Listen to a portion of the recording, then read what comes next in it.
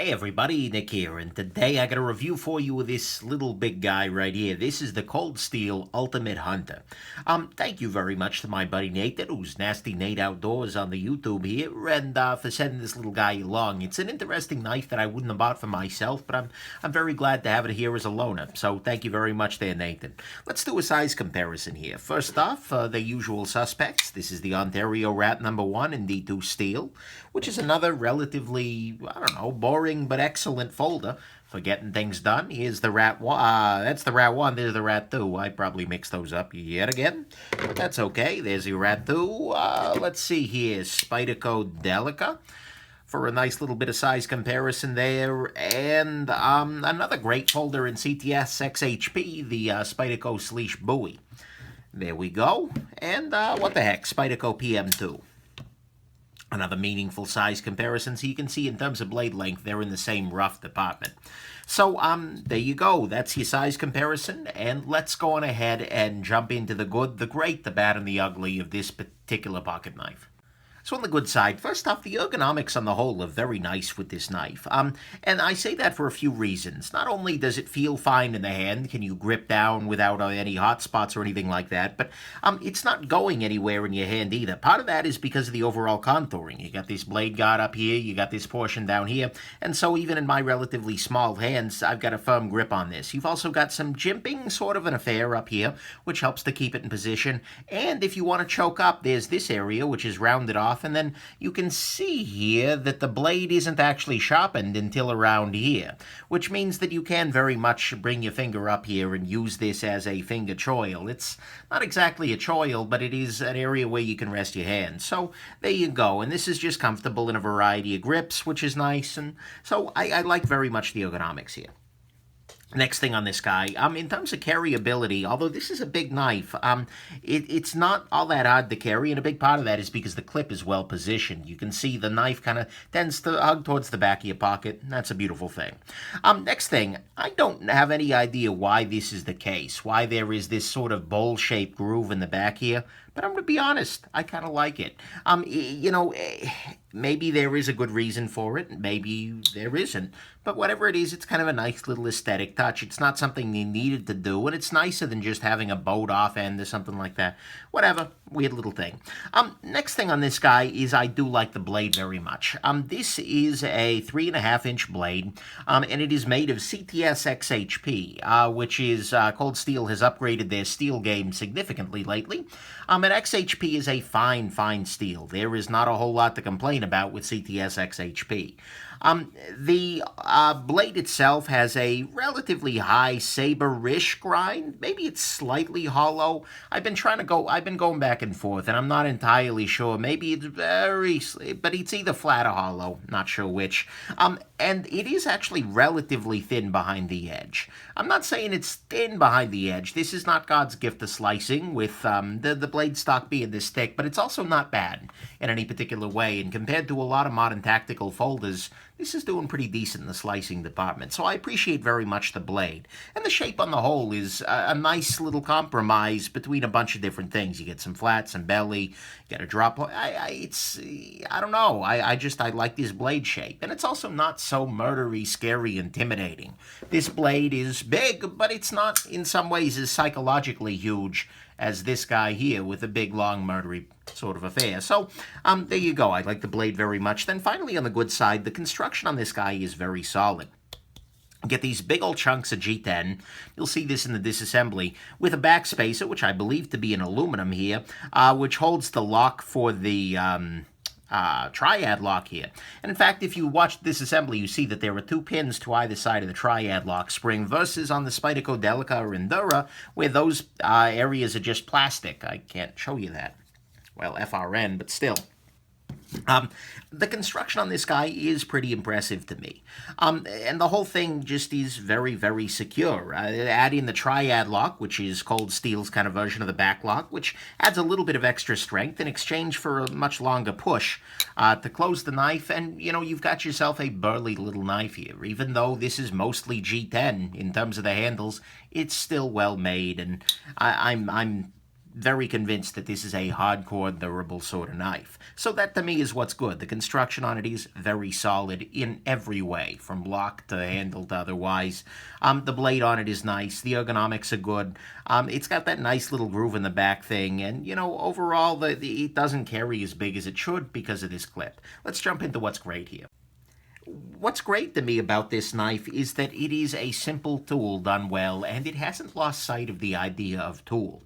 This is a knife that doesn't particularly have any pretenses to it. I mean, okay, this is maybe a little pretentious here, but still, this is just a device that's designed to sit in your hand and cut things open. And it's designed very well for that point.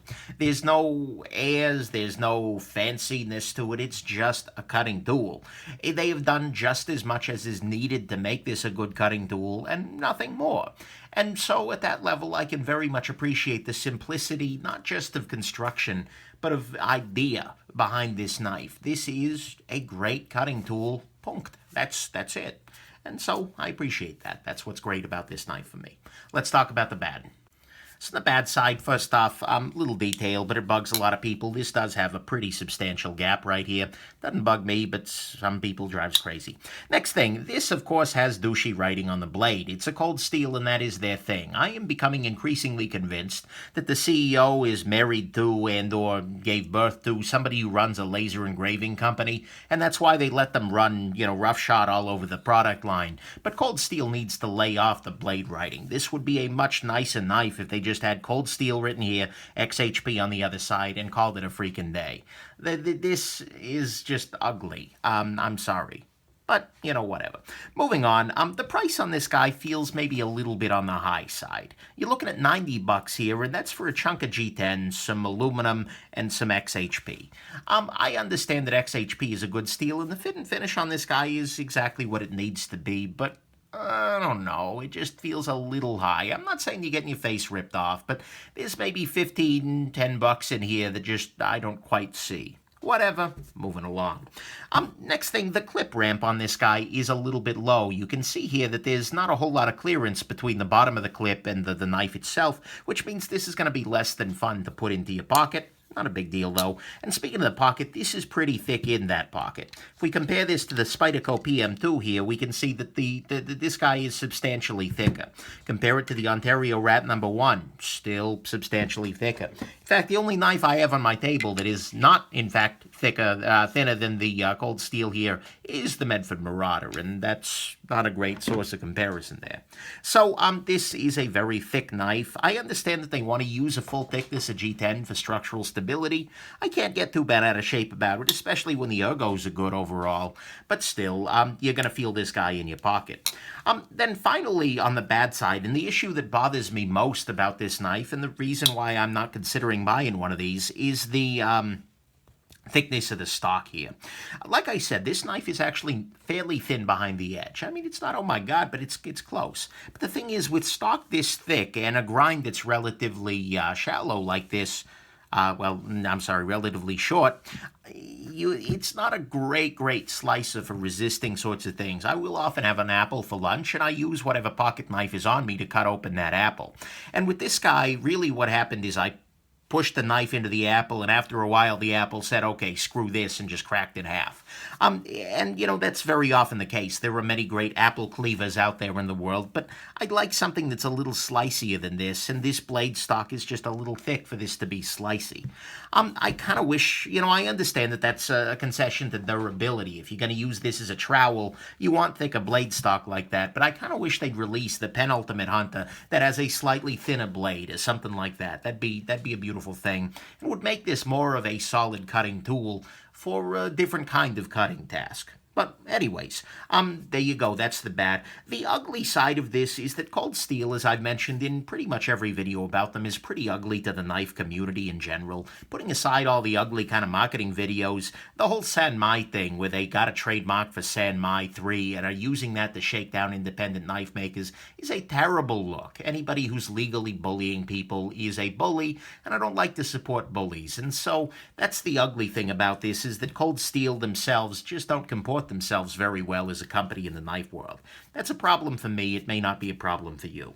But that's really the only ugly. That's not about the knife here. This knife is, frankly, pretty A-okay for a Cold Steel. Actually, it's pretty damn good. Let's be real here. Let's do a final conclusion. Final conclusions, this is a very good cutting tool. That is what this is meant to be. It's designed simply, it's made sturdily, it uses a very good steel, and it cuts, and it cuts, and it cuts, and it cuts, and it cuts. I wish it were a little bit thinner, that's for sure. I think it would be a nicer blade for that. But the thing is, that makes it beefy. That makes it a Cold Steel, where you can hang weights off of it and stab a pig carcass with it on a YouTube video. That's kind of their shtick. But you know, this is a great knife in that way. If you need a knife that will just cut and cut and cut and forever, and you can abuse it and you can use it and there's just no thinking about it, this is a solid choice. It is a great knife in that way. The thing is, though, this isn't going to appeal to everybody, and I'm sure all of you already know this, but if you are somebody more like myself who is a knife snob, who maybe carries knives that are more interesting as an action showpiece, like the Grimsmo Rask here, or something that is pocket jewelry, like this Olamic Wayfarer here, this is absolutely doing something fundamentally different, although they're both in XHP, for what it's worth. Or if you're after smaller gentlemen's folders, something like that, the Ultimate Hunter is not your choice, but you knew that already. What this is the choice for is a working tool. And so if you are, or if you've got somebody in your life who is just going to beat on a knife day in, day out, they're going to be out in the field using their knife for whatever circumstance comes up, coming home, doing their best to sharpen it or sending it off to Cold Steel every so often. I mean, this is a spectacular knife. It will not fail you, and it will do very, very well for that. And frankly, even if you are a crazy, pretentious knife guy like some people right here, this is still a pretty solid beater for you. So this knife is not for everybody, but it doesn't have to be. And if you are after what this provides for you, and you're looking for the Ultimate Hunter, then by God, this is actually a very solid choice. And in an alternate universe where I was a little bit less pretentious, I could very easily see this being a gem. This is a great knife, and I'm surprised. I like this so much that it surprised the heck out of me. So there you go. I hope that you hunt one of these guys down, that it becomes a trophy of your collection. But mostly, I hope that you have yourselves an absolutely wonderful rest of your day. Bye now.